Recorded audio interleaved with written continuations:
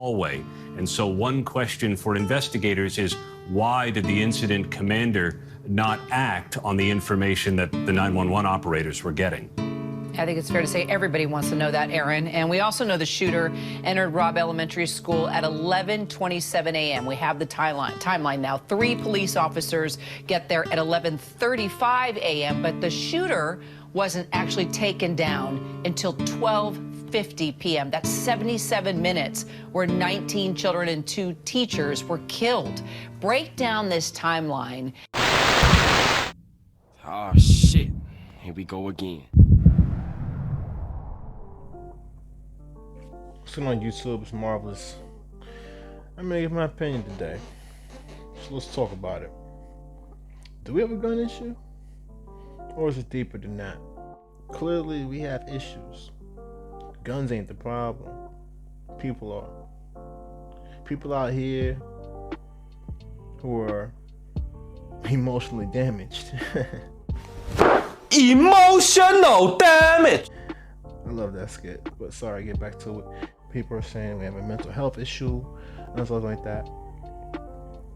And I'm gonna tell you right now, my diagnosis is love. Legitimately, that is a cure-all. And I know that's like sounds so cliche, like some hippie bullshit, but no, I'm not talking from that aspect. I'm not talking about the whole caring and sharing and all that bullshit. No. I'm talking about a certain mindset that you need, what people need for themselves and then for others. But first you have to do for yourself before you can do for others. So let's talk about it. This gentleman committed a very selfish act, taking the lives of children and teachers, and I have no idea why he did it. What was the goal?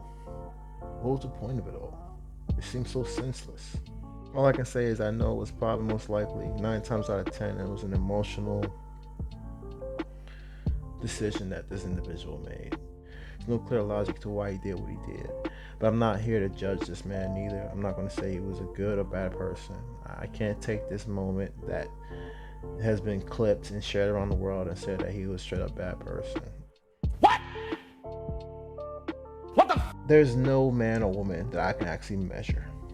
I can't take 3 hours of this man's life and say that this is what you measured up to. Clearly, I don't know this man. I don't know this kid's name, for God's sakes. But I do know humans.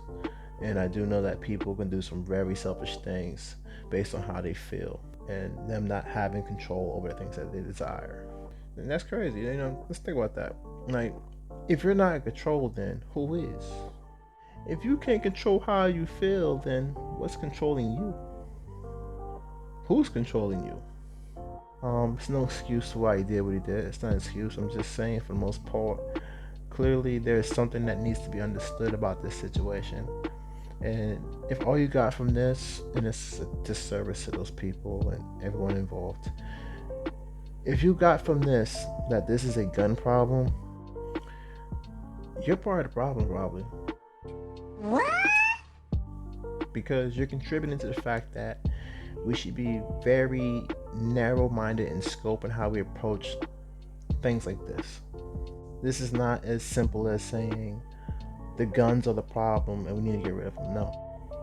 This issue deals with humanity as a whole. Look at and question and challenge why these things happen. Nope. There's steps to this before he got to that point. We have to talk about how did he get there. I'm here to tell you right now, we don't care. We have less faith in each other nowadays than we do in technology. Technology has took up all our faith. We have more faith in tech than we do in people. What's wrong with that? Nothing at all. Nothing's wrong with it. People are not willing to trust. And also, people are so impatient. People are just so impatient in general. Like, it's just this, I have to get it now. I want to have fun, or I don't have time to deal with this. I have to take care of this. This is most important to me. In the YOLO, you only live once mentality. There's a lot of selfish things that we push in our culture, and we justify it based on how we feel. Whatever,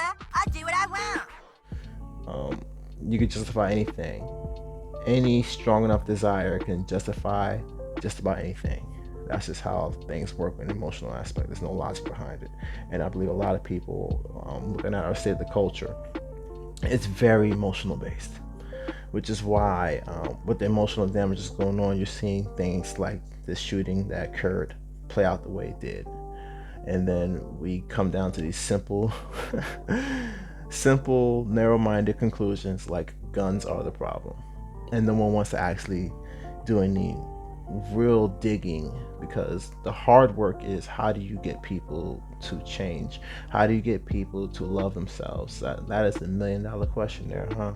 Life is growth in itself, and that's what you should be doing every day, is growing, learning, and measuring yourself. Rather than trying to measure people and judge them, you should look in the mirror and figure out what it is that you have to do. What the does that mean, Kobe Bryant? I'm gonna stop it right there for the night. This thing, there's more to discuss, but I think I need some more information, and I'd like to hear other people's feedback and opinions on this too before I go in deeper. Because I'm just gonna chop it up and say, for the most part, people are in a messed up state right now, and there's no love. Things that are happening with our children, neighbors, friends, or family are happening. It's just like, you guys aren't paying close attention. Again, I digress. That's all I had to sum up for the day. You guys, peace and love. Take care. I'm out.